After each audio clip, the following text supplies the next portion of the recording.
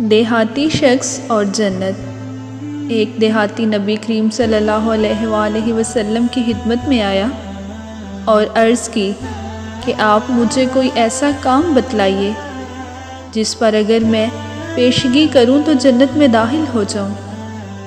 آپ صلی اللہ علیہ وآلہ وسلم نے فرمایا کہ اللہ کی عبادت کر، اس کا کسی کو شریک نہ ٹھہرا، فرض نماز قائم کر، فرض زکوٰۃ دے اور رمضان کے روزے رکھ۔